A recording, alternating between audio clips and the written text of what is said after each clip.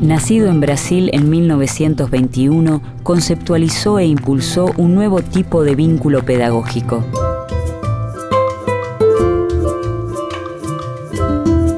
Entendió que el educador debía involucrarse en las problemáticas de su pueblo y emprendió un camino de lucha contra lo que denominaba una pedagogía bancaria. Pedagogo, escritor, político y pensador, Paulo Freire concibió la educación como una acción política capaz de liberar a los oprimidos.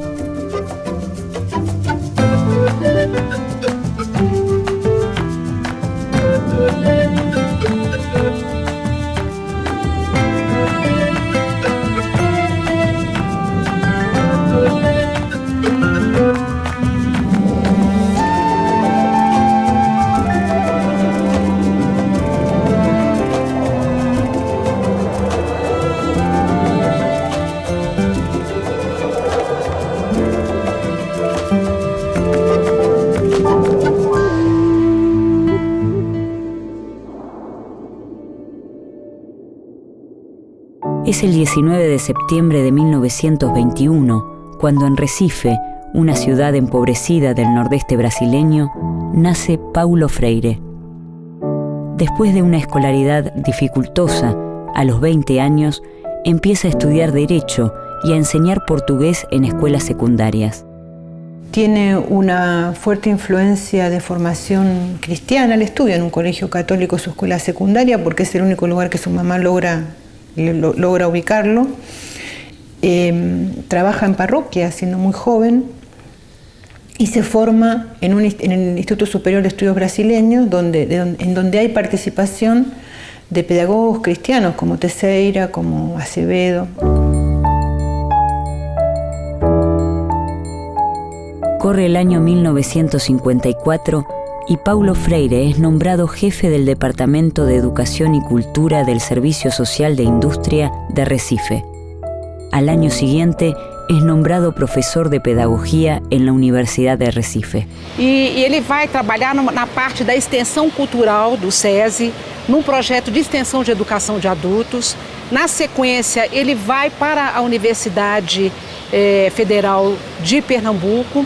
E toda a experiência que ele começa a fazer com a educação de adultos é o que de fato direciona ele para a parte da educação, porque o Paulo Freire ele era formado em Direito, então ele vai se deslocando para a parte para o campo educacional, né?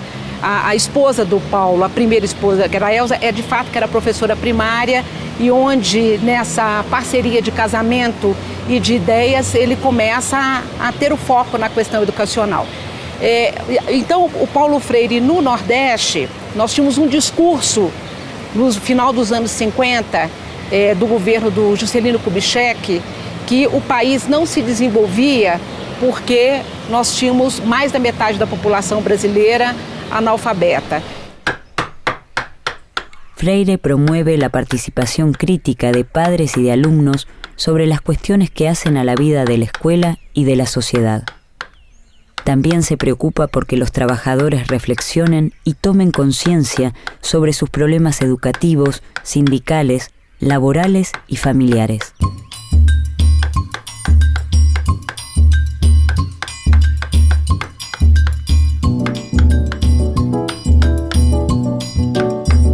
La Iglesia latinoamericana vive, a partir de la década de los 50, tiempos de fuerte militancia y compromiso con las luchas populares. En Brasil, comienza un movimiento de comunidades eclesiales de base que crece incesantemente en las décadas siguientes y frente al cual Freire asumirá un fuerte compromiso. Es el año 1960. Paulo Freire funda el Movimiento de Cultura Popular, donde amplía su concepción sobre alfabetización y educación de adultos. Eu acho que vão ter outros agregados, que é o próprio desenvolvimento dessa metodologia, né, de alfabetizar, que está articulado com toda uma reflexão local, né, da cultura das pessoas e a cultura de uma certa comunidade, e a partir de um processo de reflexão você vai pensando algumas palavras deste contexto e essas palavras que vão se transformar em palavras geradoras, elas vão se constituir como esse elemento, né, um elemento significativo de você desenvolver o processo de alfabetização. Tanto é que assim, o Paulo Freire ele é muito reduzido, né? Eles tomam o Paulo Freire apenas como um método que seria um método rápido de alfabetizar em 2, 3 meses as pessoas. O método é muito mais do que juntar sílabas, ele é muito mais um processo de conscientização, né, da sua condição numa determinada sociedade e, é claro, ele também quer ensinar as pessoas a se apoderar da leitura e da escrita como uma arma política também no cenário, né, de luta e de processos de democratização e cidadania. Freire confirma que los trabajadores se interesan por las cuestiones políticas cuando se refieren directamente a sus problemáticas y necesidades.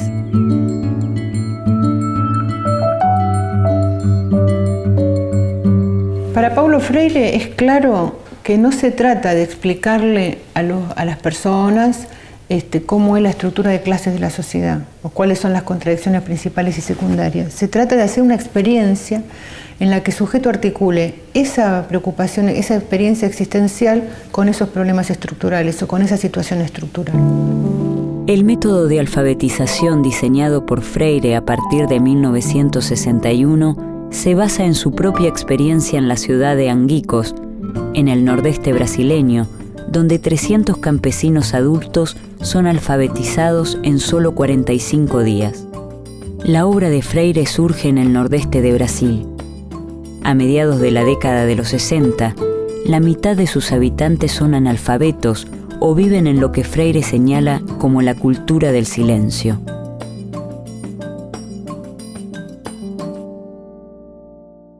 Mas a mais conhecida é uma experiência que ele realiza no interior do Rio Grande do Norte, que é um estado próximo ao seu estado natal, a Pernambuco.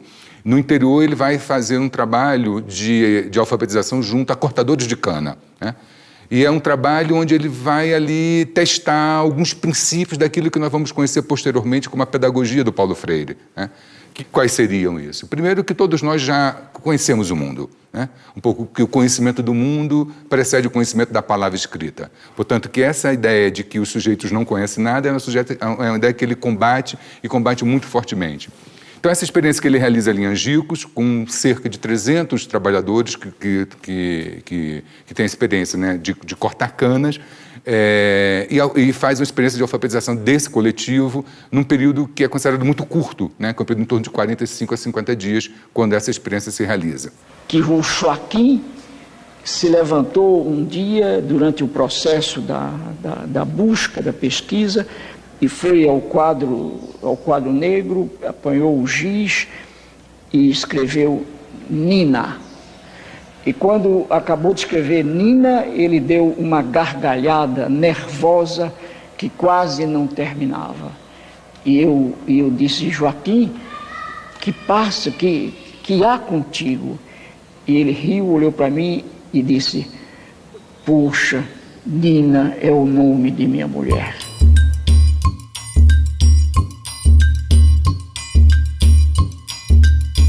Para Freire, el universo vocabular es el conjunto de palabras con que los sujetos interpretan el mundo y contiene los temas y problemas que son significativos para los educandos. Freire sostiene que el educador debe involucrarse en los procesos históricos de los sectores populares, observando cuáles son sus universos de vocabulario. Considera que en una estructura de dominación, el lenguaje y la experiencia están alienados. Las maneras de hablar y pensar el mundo constituyen un reflejo del pensamiento y del lenguaje propio de las sociedades dominantes.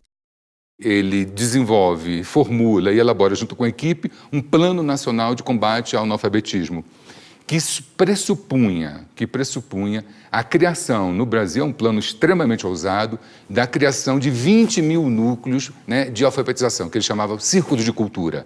Isso, na concepção do Paulo Freire, é uma questão muito importante, porque ele não desagrega, ele não separa, né, a ideia da aprendizagem do mundo da leitura e da escrita do universo cultural.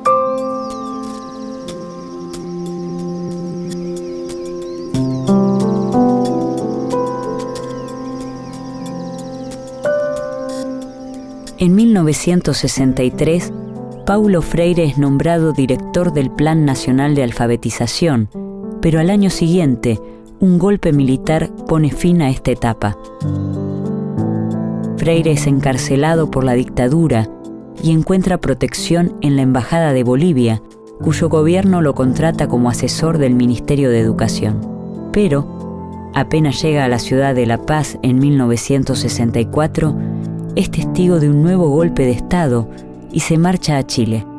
Freire comienza así un largo exilio que se extenderá hasta 1980. La experiencia del exilio es muy fuerte en Freire. Él en algún momento en varios momentos lo manifiesta, y de hecho el primer exilio, que es el exilio chileno, en Chile hay una gran concentración de intelectuales, se está armando el gobierno de la Unidad Popular. Permanece en Chile durante más de 4 años, donde trabaja en el Instituto de Capacitación e Investigación de la Reforma Agraria y en la Oficina Gubernamental Especial de Educación de Adultos.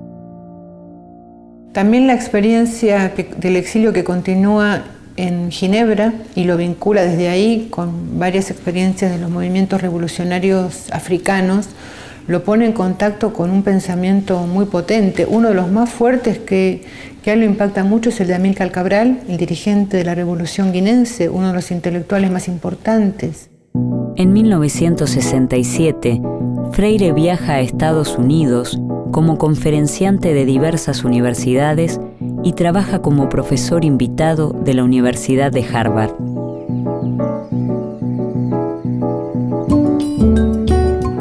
Concluye la década de los 60 y Paulo Freire publica el libro Extensión o Comunicación.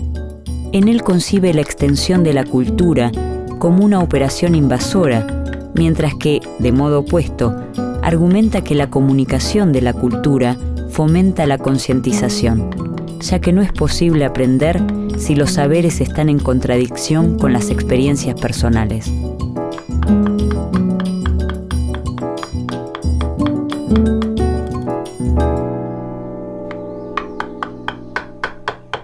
Cuando Freire discute eso y escribe un texto que en Chile está discutiendo con el pensamiento hegemónico en ese momento y poniendo en tela de juicio no solamente un modelo abstracto educativo, sino una práctica político-pedagógica concreta. Paulo Freire afirma que el educador que no conoce el mundo del campesino no puede establecer un vínculo pedagógico con él, ni mucho menos tratar de cambiar su actitud. Enarbola su experiencia educativa en principios que fomentan la práctica de la libertad, prácticas que se alejan de un simple apoyo técnico y ponen el esfuerzo en intentar descifrarse a sí mismos y a los demás. Paralelamente diferente. Hola, buenos días. Hola, buen día, ¿cómo estás?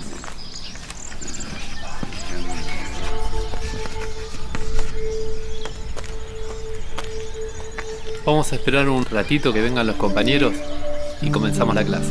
Es a principios de los años 70 cuando Paulo Freire publica sus obras más famosas: La educación como práctica de la libertad y Pedagogía del oprimido. Estas son prohibidas por las dictaduras cívico-militares que asolan el Cono Sur. En La educación como práctica de la libertad, presenta una propuesta pedagógica para Brasil en la fase de transición de la sociedad agraria colonial a una sociedad independiente e industrializada. La publicación de Pedagogía del oprimido conforma un aporte latinoamericano fundamental al proceso de organización política de los sectores sociales dominados. Freire enfatiza el reconocimiento del estado de opresión como una situación de violencia y hace hincapié en la estrategia general de trabajo revolucionario con los oprimidos y no para ellos. Pedagogía del oprimido destaca el papel de la educación como una forma de política cultural e interpela a todos los trabajadores que se desempeñan en el ámbito de la educación y de la cultura. Freire resalta la relación entre diálogo y transformación. El diálogo indica un tipo de comunicación para construir la verdad, que nadie posee de manera absoluta y a la que nunca se arriba definitivamente. Expresa que existe una doble dimensión del diálogo, la acción y la reflexión, articuladas entre sí. Essa educação bancária, por Paulo Freire, ela está vinculada ao que ele chama de uma escola mais tradicional, que significa aquela que o professor sabe tudo e que o aluno não sabe nada, né? O aluno seria aquele depositário daqueles conhecimentos que seria transmitido por uma única pessoa que sabe tudo. Então, nesta relação, os alunos, né, seriam passivos e o professor ativo. Então, quer dizer, o que o Paulo Freire ele vai propor é que a gente se educa, né, ao mesmo tempo que é educado. Então, quer dizer, nesse sentido, o que faz a contraposição é que o professor ele tem que ter a capacidade de, conhecendo este universo cultural, histórico, linguístico dos alunos, ele poder organizar essas ideias e esses conhecimentos de uma forma sistematizada, ele aí criar todos os processos para que esse processo aí, no caso de alfabetização, ele se dê, ele aconteça. Leonor, ¿cuántas sílabas tiene Sembrado? 3 sílabas. Freire opone su propuesta conocida como educación dialógica a lo que llama educación bancaria. La educación dialógica busca establecer una relación igualitaria entre educador y educando, en la que ambas partes enseñan y aprenden, ya que nadie lo sabe todo y nadie lo ignora todo. Soraya, árboles. 3 sílabas. Bien. Néstor, cansancio. 3 sílabas tiene. Muy bien. Es el año 1970. Paulo Freire se traslada a Ginebra, Suiza, donde es convocado para asesorar en los programas de educación del Consejo Mundial de Iglesias. Entre los años 1975 y 1980, trabaja en Santo Tomé y Príncipe, Mozambique, Angola y Nicaragua, lugares donde se posiciona como un militante comprometido con la liberación de los pueblos oprimidos. En marzo de 1980, Freire emprende su regreso definitivo a Brasil. No retorno ao Brasil, ele vai também ocupar postos no magistério. Ele vai trabalhar em 2 universidades de São Paulo, a Universidade Estadual de Campinas e a PUC de São Paulo. Essa estadia na PUC ela merece um certo destaque, porque a PUC foi um dos polos, né, de resistência no campo universitário que acolheu muito dos perseguidos pelo regime militar. E ela abrigou muito daqueles que tinham passado pela experiência do exílio, e aí acho que ajuda a compreender um pouco a presença de Paulo Freire e a presença de vários intelectuais que vão trabalhar na PUC São Paulo e vão ajudar a organizar o campo da reflexão na educação com a criação, na verdade não a criação, mas com assim, a revigoração dos programas de pós-graduação no interior dessa universidade brasileira. El Partido de los Trabajadores gana las elecciones municipales en San Pablo en 1988 y Freire asume como secretario de Educación. Su política se centra en 4 objetivos principales: ampliar el acceso y permanencia de los sectores populares a la educación pública, democratizar el poder pedagógico para que todos se vinculen en una planificación autogestionada, fomentar la construcción colectiva interdisciplinaria y la formación permanente del personal docente y contribuir a la eliminación definitiva del analfabetismo. Y el otro elemento que no quiero dejar de mencionar es la dificultad que tuvo Freire para esa gestión. Era Paulo Freire. Venía con un enorme prestigio internacional, con un enorme apoyo político. Él es uno de los fundadores del Partido de los Trabajadores, estamos hablando en 80. Llega con un enorme apoyo y tiene muchas dificultades para implementar transformaciones en el sistema escolar. Paulo Freire se encuentra en una situación paradójica. Crítico de la educación promovida por el Estado, es ahora funcionario público. Acepta el cargo convencido de que es una oportunidad para modificar problemas estructurales de la enseñanza, pero las presiones ejercidas desde la burguesía paulista, la oposición política y la prensa escrita lo llevan a renunciar a su cargo y continuar trabajando desde otros espacios. Entonces hay que ver ahí cómo funcionaron los diferentes actores, las familias, los partidos, los sindicatos, los diferentes componentes del frente, porque no es que gana el PT, gana un frente en las elecciones en San Pablo. Entonces me parece que toda esa complejidad, por lo menos para alertarnos de que no es fácil cambiar el sistema escolar. Si Paulo Freire no pudo, bueno, ¿cómo habría que hacerlo? Y en un momento él decide que lo mejor para que su equipo, que no es la gente, sino para que ese proyecto continúe, es que él se retire, ¿no? Entonces él dice, me voy para quedarme. Y de hecho queda el equipo que venía trabajando con él, desarrollando el proceso que se había iniciado.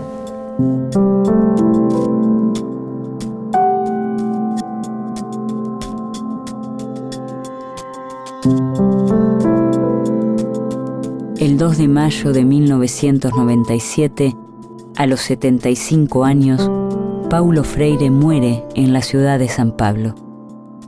Su obra, traducida a diversos idiomas, se extiende a más de 27 libros propios y colectivos.